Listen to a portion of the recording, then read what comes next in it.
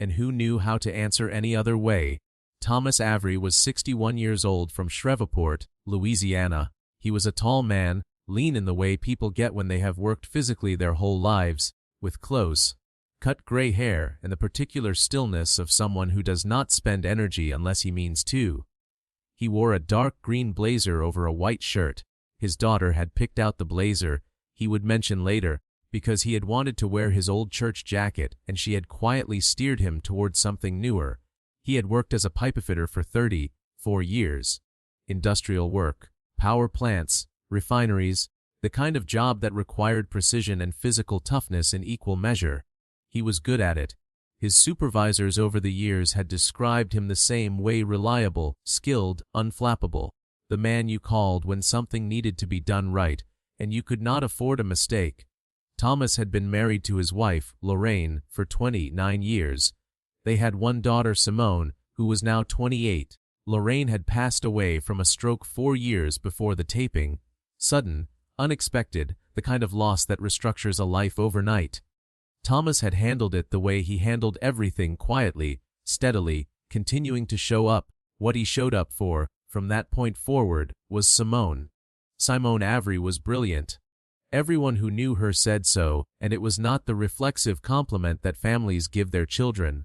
It was specific and earned. She had graduated near the top of her high school class in Shreveport, won a partial scholarship to a university in Texas, and had her sights fixed on medical school from the time she was 15 years old. Her mother had been a home health aide for most of Simone's childhood, and Simone had grown up watching Lorraine care for people with patience and genuine love. She wanted to be a doctor.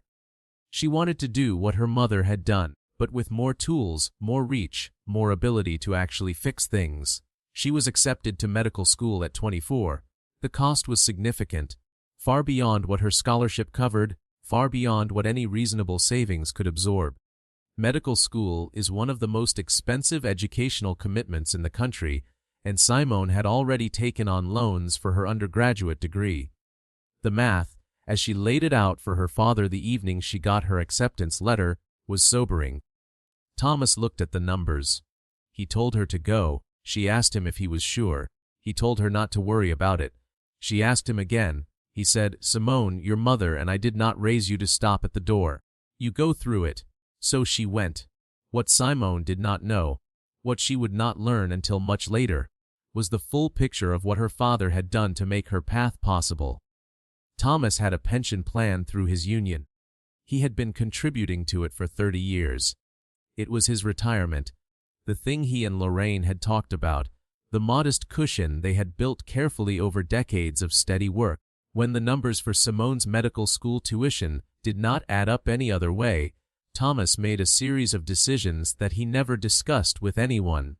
He took an early distribution from a portion of his retirement account, accepting the tax penalties that came with it.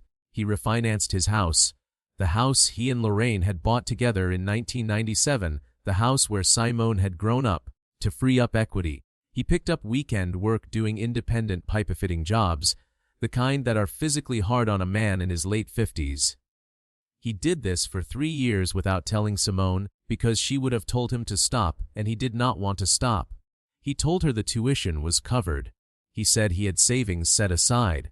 Technically, some of that was true, for a while, but the broader truth was that Thomas Avery was systematically dismantling the financial security he had spent 3 decades building, one payment at a time, so his daughter could become a doctor. He did not consider it a sacrifice. He considered it a decision. The Avery family team was Thomas, Simone, Simone's boyfriend Andre, Thomas's younger brother Calvin, and Calvin's wife Petrus. They were an expressive, warm group. Calvin was funny and loose. Patrice was competitive. Andre was clearly still slightly nervous about being on national television. Simone moved through the pre-show preparation with the efficiency of someone who manages complexity for a living, which at that point she was beginning to do as a second-year medical resident. Thomas watched all of them with visible affection and let them handle most of the logistics. He was comfortable being the still point in a moving room. He had always been that. What the audience noticed about him immediately, what you could see in the first moments of the taping, was the way Simone looked at her father. Not with the casual affection of a grown child who loves a parent. With something more active than that. The way you look at someone when you understand, at least partially, what they gave you. When the gratitude is not just general but specific and earned. The Avery family faced the Patterson family from Nashville, an energetic group who played with confidence and obvious preparation. The main game was competitive from the start, both families landing strong answers and trading momentum through the early rounds. The audience warmed to both teams quickly, the kind of dual affection that makes for a genuinely entertaining episode. Thomas played the opening face-off. He stepped up to the buzzer with the unhurried movement of a man who does not rattle easily, and when the question came he pressed the buzzer cleanly and gave a solid answer that put the Averys on the board. Calvin amplified the energy from there. He was naturally comedic in a way that delighted Steve Harvey, and the two of them had a brief back and forth that the audience clearly enjoyed. Simone played with precision. She was fast, accurate, and composed, qualities she had probably developed across years of medical training where being wrong had real consequences. When she hit a big answer in the second round, the applause had the texture of the audience responding not just to the game but to something they sensed about her. They advanced to the next round with a strong score. The Avery family was playing well, but the moment that would define the episode had not arrived yet. Between rounds, during one of the natural pauses that Steve Harvey uses to give the episode its human texture, he turned his attention to Thomas. This was not unusual. Steve regularly had these conversations, drawing people out, finding the person behind the contestant. He had a gift for it that looked casual but was not. He asked Thomas what he did for a living. Thomas told him, pipefitter, 34 years. Steve made a comment about the kind of work that requires real skill, and Thomas nodded without elaboration. Then Steve gestured toward Simone and asked, "Is that your daughter?" Thomas looked at her.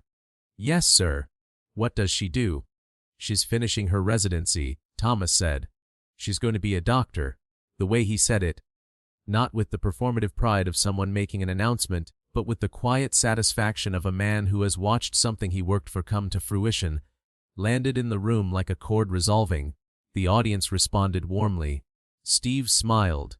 And then, because Steve Harvey has very good instincts about when to keep pulling a thread, he asked, "How did she get there? Medical school is not cheap. How did your family make that work?" Thomas was quiet for a moment. Not an uncomfortable quiet, a considered one. "You do what you have to do," Thomas said. "You look at what you have and you figure out what can move." The house had equity. The pension had some room. I picked up extra work on weekends for a while. He paused. "You just move things around."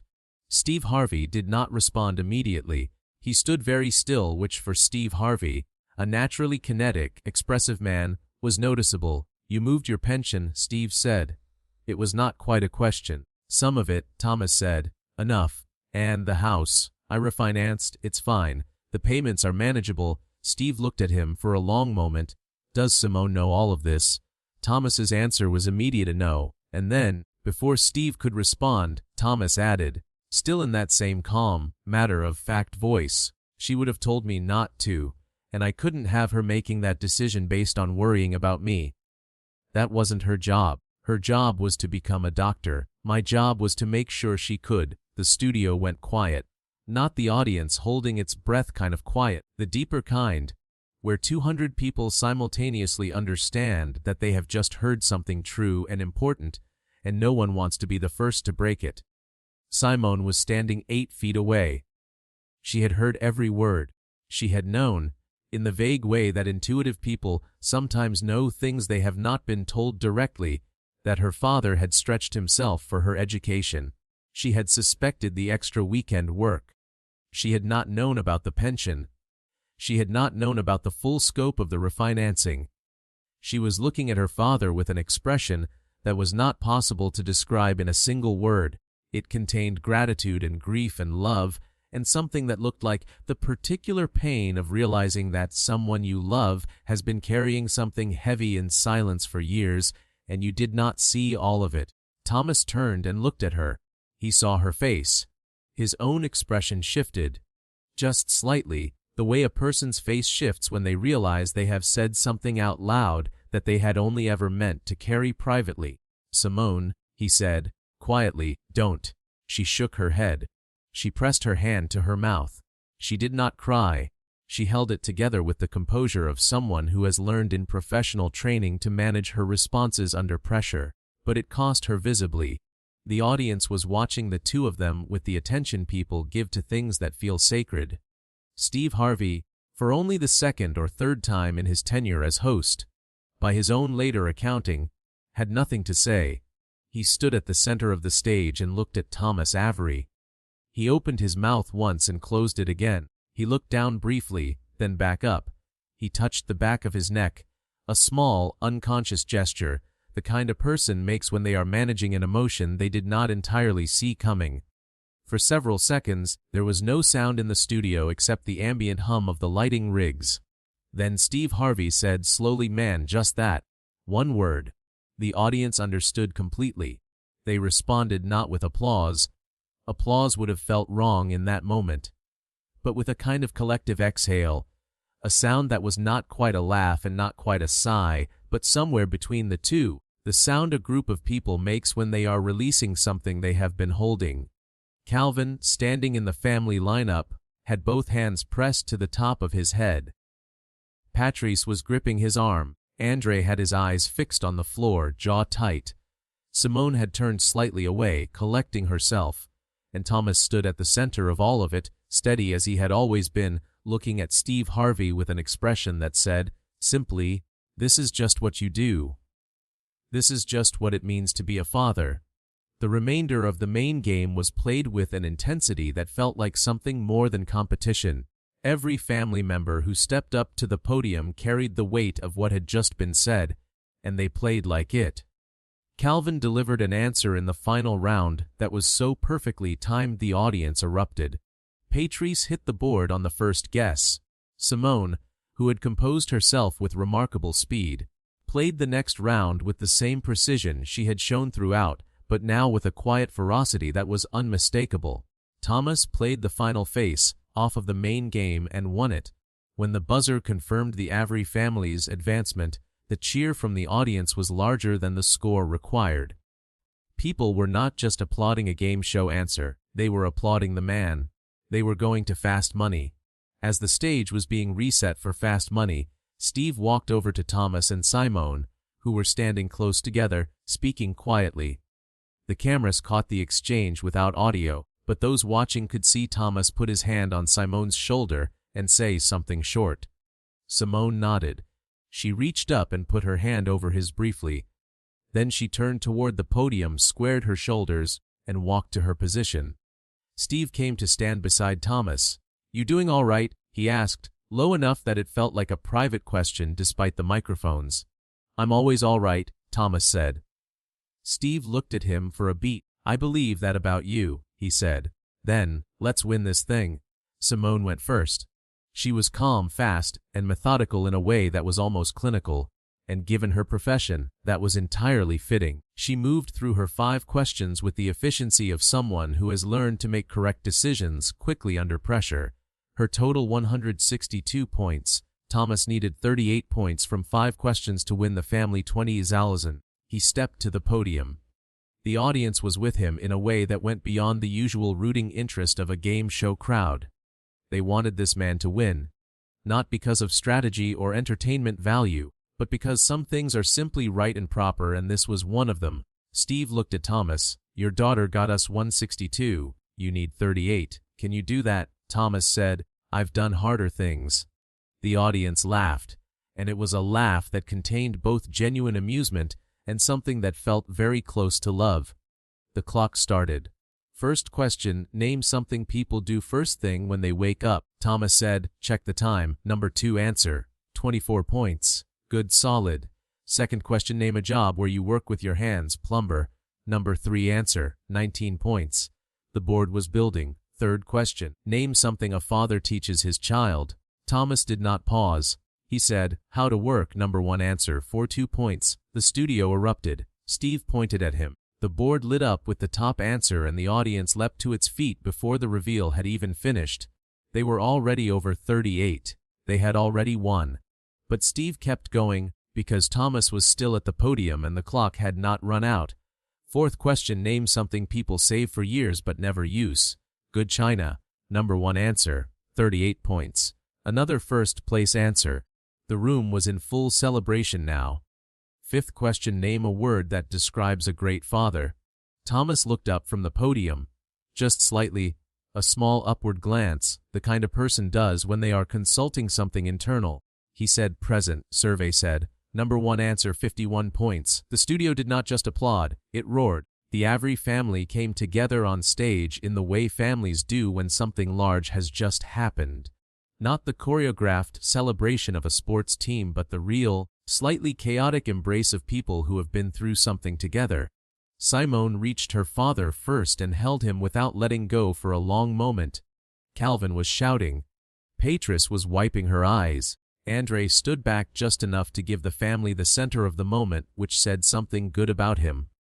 Thomas held his daughter. He closed his eyes. He was still steady. He was always steady. But in that moment the steadiness looked less like restraint and more like relief. The relief of a man who set out to do something and has finally, fully, done it. Steve Harvey let the moment go its natural length. Then he walked to the center of the stage and addressed the room. Ladies and gentlemen, he said, this man just won his family $20,000. But I want to say something about what happened here before we get to that number, because that number is not the most important thing in this room right now. He turned to Thomas. Thomas, I have been on this stage for a long time. I have talked to a lot of fathers. And I want you to know something. What you described, what you did for your daughter, is not something every man would do. Most people, when they are honest with themselves, protect what they have built. That is human. That is natural. You did the opposite. You looked at what you had built and you said, she needs this more than I do. And you did it quietly. No announcement. No request for credit. Steve paused. The word you just used, present. You said a great father is present. I want to ask you, where did you learn that? Thomas thought for a moment. Then he said, my father wasn't. So I paid attention to what that felt like, and I decided early that my daughter was never going to know that feeling. The silence that followed was absolute. Then Steve Harvey nodded slowly and said, very quietly, that is how it works. That is exactly how it works. You take the thing that hurt you and you make sure it stops with you. He shook Thomas's hand with both of his. Sir, he said, you are the example. After the taping, Thomas and Simone had the conversation they should have had years earlier, and that, in fairness to both of them, neither had been fully equipped to have before this moment. Simone had known pieces of the truth. She had not known the whole picture. Sitting in the green room after the show, with the noise of the studio fading behind them, Thomas walked her through it. Not defensively, not apologetically, but plainly. The way he did everything, the pension distribution, the refinancing, the weekend work, the 3 years of quietly dismantling his retirement to build hers. Simone listened without interrupting. When he finished, she asked him one question, are you going to be okay? Thomas said, I'm going to be fine. She said, that's not the same thing.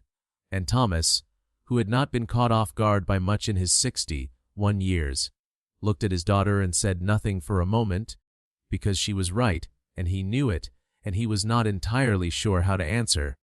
That was the beginning of something new between them. The episode aired on a Tuesday evening, and the response was swift and significant. The clip of Thomas describing what he had done.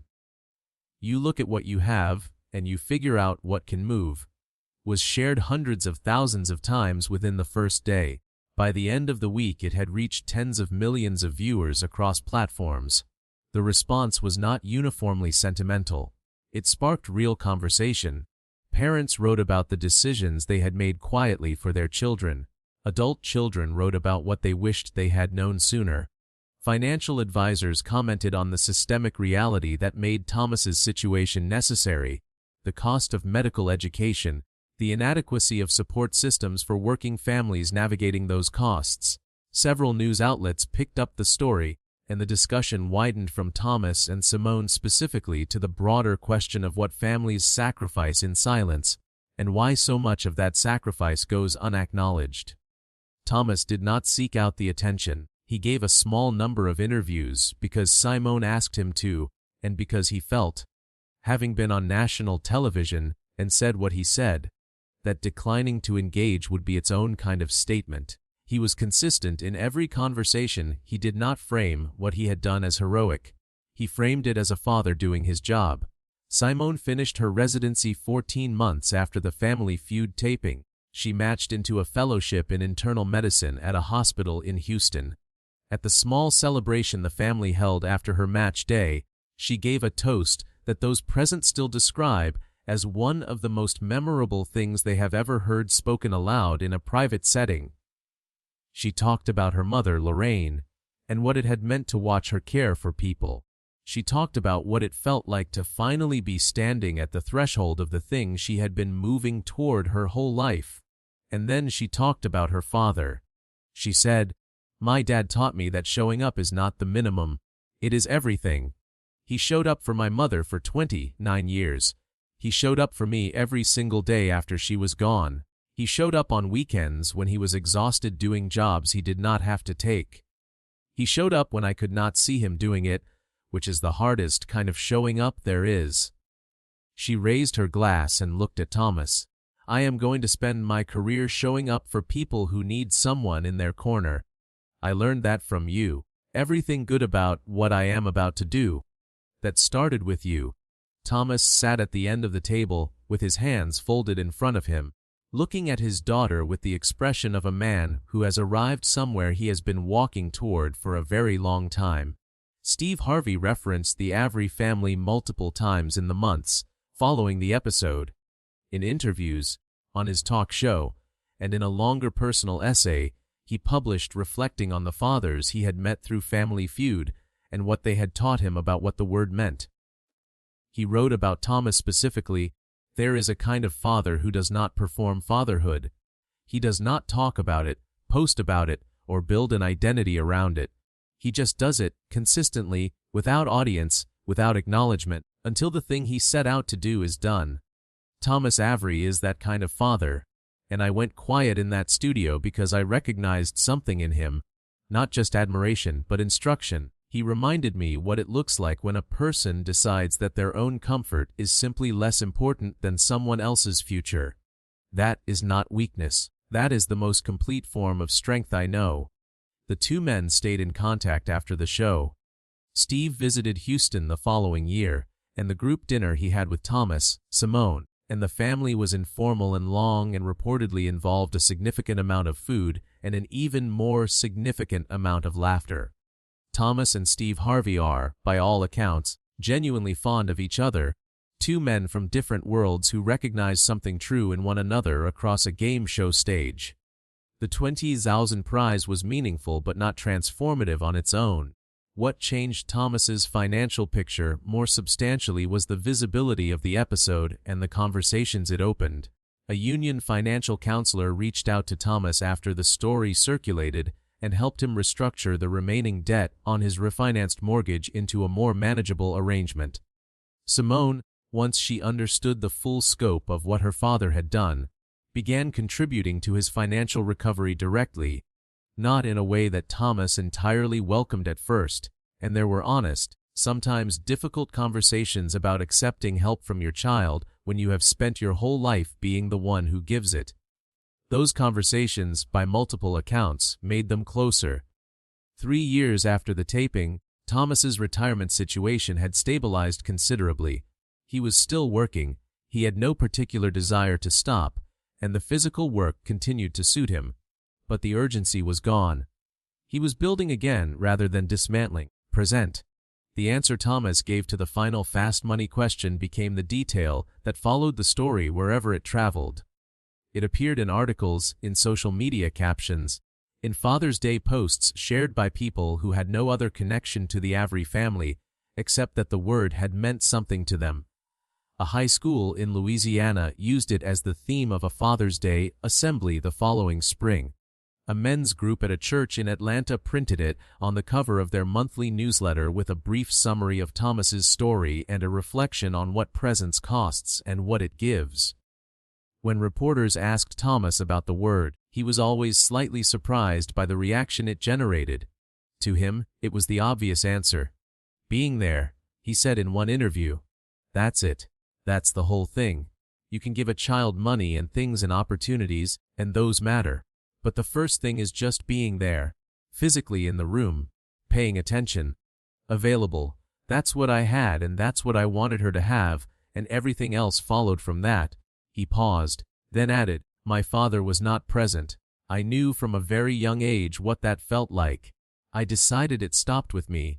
He said it plainly, without drama, the way he said everything, as though it were simply a decision a person makes and then keeps. Thomas Avery still works in Shreveport. He is 64 years old. He has slowed down the weekend extra work not because Simone asked him to, she did ask, repeatedly, but because he has reached the point where the financial pressure no longer justifies it and he has, as he puts it, earned the right to a slower Saturday. He tends a small vegetable garden that Lorraine started in the backyard of the house on Crawford Street. He grows tomatoes, bell peppers, and the particular variety of okra that Lorraine used in her gumbo.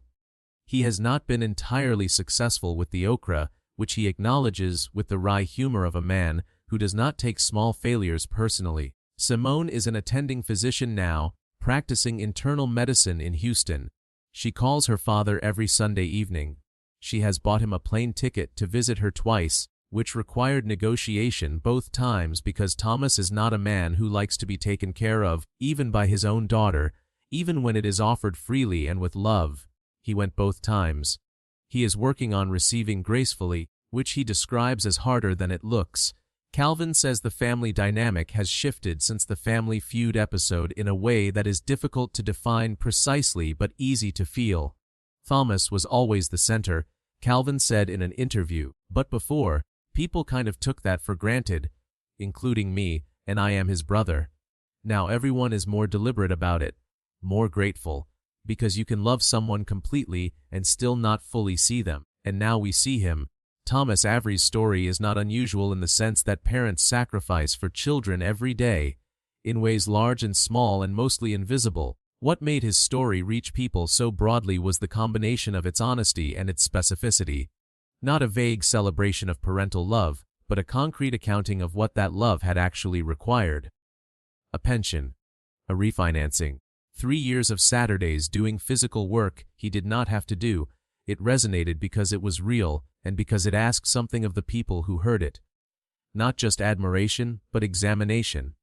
How many Thomas Averys are in your own life, carrying something quietly, making decisions that cost them privately so that someone else does not have to feel the weight? How often do we ask? How often do we look carefully enough to see? Steve Harvey, in perhaps the most quoted line from his reflection on the story, wrote Thomas Avery went quiet on that stage because he was not trying to make a speech. He was just answering a question. That is what made it land the way it did. The truth always lands hardest when it is not trying to. Thomas Avery chose his daughter over himself. Not once in a single dramatic moment, but repeatedly over years, in small decisions made alone and never spoken aloud. That is the kind of love that does not make headlines. Until someone happens to ask the right question in front of 200 people and a television camera, and the truth comes out the only way Thomas Avery knew how to tell it plainly, calmly, without asking for anything in return. Think about the people in your life who have made those quiet choices for you. The ones who moved things around so you could move forward. The ones who were present when it mattered and never asked you to notice. This story is a reminder to notice. To say it out loud while you have the chance. To not wait for a Family Feud stage to have the conversation. If this story stayed with you, if it made you think of someone who deserves to hear what they mean to you, please share it. Send it to that person directly if you can. And if you are not yet subscribed to this channel, please like this video and subscribe right now. Every week we bring you stories exactly like this one, real, human, and worth your time. Hit that subscribe button so you never miss them, because the Thomas Averys of this world chose someone else over themselves.